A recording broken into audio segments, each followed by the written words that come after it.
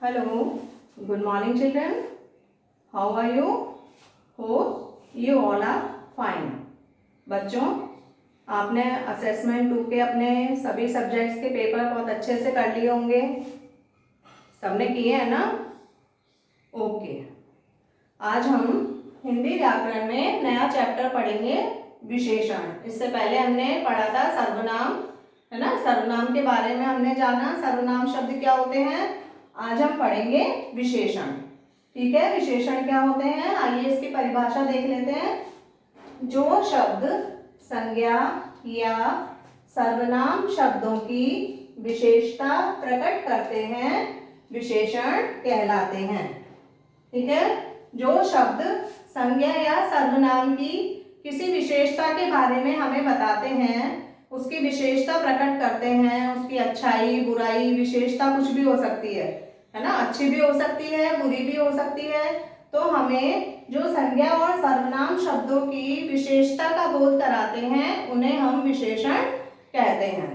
ठीक है, विशेषण के 4 भेद होते हैं: गुणवाचक विशेषण, परिमाणवाचक विशेषण, संख्यावाचक विशेषण और सार्वनामिक विशेषण। ये हमारे विशेषण के 4 भेद हैं। ठीक है, गुणवाचक विशेषण जो हमें संज्ञा या सर्वनाम के गुणों के बारे में बताते हैं। परिमाणवाचक विशेषण, परिमाण का मतलब होता है नाप तौल, जो हमें संज्ञा या सर्वनाम की नाप तौल आदि की जानकारी देते हैं, वो परिमाणवाचक विशेषण होते हैं। संख्यावाचक विशेषण जो हमें संख्या का बोध कराते हैं, वो संख्यावाचक विशेषण होते हैं। और सार्वनामिक विशेषण जो शब्द सर्वनाम शब्दों से पहले लगकर उनकी विशेषता बताते हैं, वो सार्वनामिक विशेषण होते हैं। ठीक है, इनके बारे में हम विस्तार से आगे पढ़ेंगे। आज हम पढ़ते हैं इसका पहला भेद, गुणवाचक विशेषण। ठीक है, गुणवाचक विशेषण, इसकी परिभाषा देख लेते हैं।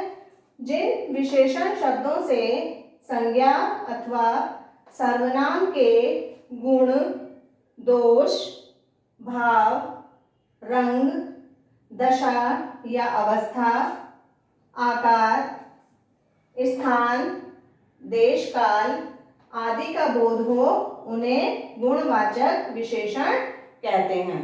गुणवाचक विशेषण क्या होते हैं?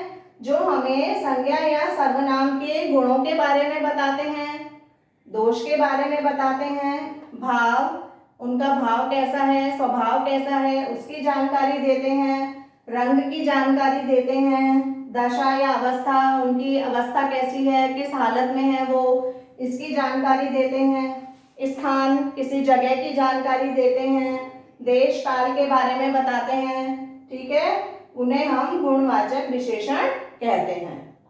ठीक है, आइए इसको और अच्छे से समझते हैं। गुण और दोष, है ना? ये गुण दोष बताते हैं जो हमें। तो गुण और दोष क्या होते हैं? जैसे सीधा, राम बहुत सीधा साधा बालक है। ईमानदार, है ना? शर्मा जी बहुत ईमानदार हैं। बेईमान, यह बहुत बेईमान व्यक्ति है। कंजूस, सेठ जी बहुत कंजूस हैं। दानी, अरे वाह ये तो बहुत दानी है। शांत, ये बहुत शांत स्वभाव के हैं। बुरा, अरे रमान तो बहुत बुरा आदमी है।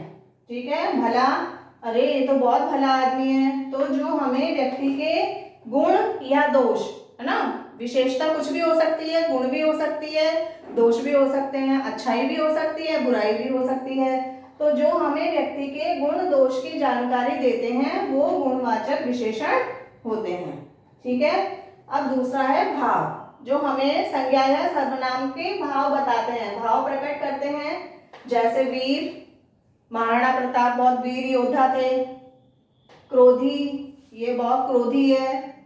दयालु, इसका स्वभाव तो बहुत दयालु है। चालाक, अरे लोमड़ी तो बहुत चालाक जानवर है। ठीक है, तो जो हमें भाव के बारे में बताते हैं, भाव की जानकारी देते हैं, वो होते हैं गुणवाचक विशेषण के अंतर्गत आते हैं। अब रंग, जो हमें संज्ञा या सर्वनाम के रंग की जानकारी देते हैं कि यह गोरा है, काला है, नीला है, पीला है। ठीक है, तो ये होते हैं रंग, जो है वो हमें कौन बताते हैं? गुणवाचक विशेषण। उसके बाद है दशा, अवस्था। दशा और अवस्था क्या होती है? जैसे कमजोर, यह व्यक्ति बहुत कमजोर है। ताकतवर, शेर बहुत ताकतवर होता है। बच्चा, बूढ़ा, ये बूढ़ा आदमी है। बीमार, अरे ये बहुत बीमार है। ग्रामीण है ना, ये ग्रामीण व्यक्ति है, यह शहरी है। तो इन सबकी जानकारी जो हमें देते हैं वो होते हैं हमें दशा और अवस्था का बोध कराने वाले गुणवाचक विशेषण। आकार, आकार की जानकारी जो देते हैं, संज्ञा और सर्वनाम का आकार कैसा है, बड़ा है, छोटा है, गोल है, चौकोर है, लंबा है, ठीक है, बौना है, ठिकना है, आदि जो हमें किसी आकार की जानकारी देते हैं वो गुणवाचक विशेषण के अंतर्गत आते हैं। अब है स्वाद, है ना, जो हमें संज्ञा या सर्वनाम के किसी चीज की हमें स्वाद की जानकारी देते हैं वो भी हमारे गुणवाचक विशेषण के अंतर्गत आते हैं। जैसे खट्टा, मीठा, तीखा, कड़वा, नमकीन, है ना, कोई सा भी स्वाद हो सकता है, लेकिन स्वाद की जानकारी हमें कौन देता है? गुणवाचक विशेषण। अब बच्चों एक होता है विशेष्य। विशेषण और विशेष्य आपकी बुक में भी कई बार आए हैं। विशेषण और विशेष्य का मिलान कीजिए, ठीक है। तो विशेष्य शब्द क्या होते हैं?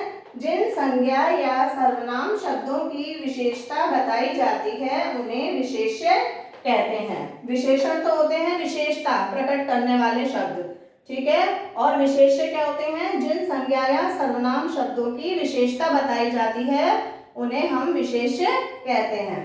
जैसे उदाहरण के तौर पर हरी घास, ठीक है। अब हरी शब्द जो है ये तो कोई रंग का नाम है ना, तो रंग हमें कौन बताता है? गुणवाचक विशेषण। तो यानी ये हमारा विशेषण शब्द हुआ। और हरी जो है वो किसकी विशेषता बता रहा है?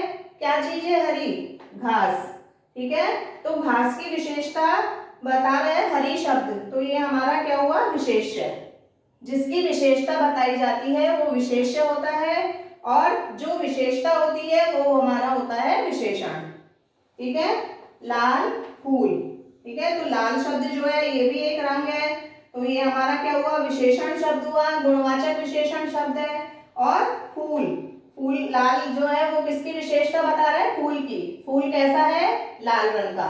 तो फूल शब्द हमारा क्या हुआ? विशेष्य, ठीक है। तो आज हम इतना ही देखेंगे और परिमाणवाचक विशेषण हम अगली क्लास में पढ़ेंगे। आज के लिए बस इतना ही। तो आज हमने क्या सीखा? विशेषण की परिभाषा, कि जो संज्ञा या सर्वनाम की विशेषता प्रकट करते हैं उन्हें हम विशेषण कहते हैं, ठीक है। विशेषण के 4 प्रकार होते हैं: गुणवाचक विशेषण, परिमाणवाचक विशेषण, संख्यावाचक विशेषण और सार्वनामिक विशेषण। आज हमने पढ़ा गुणवाचक विशेषण। गुणवाचक विशेषण क्या होता है?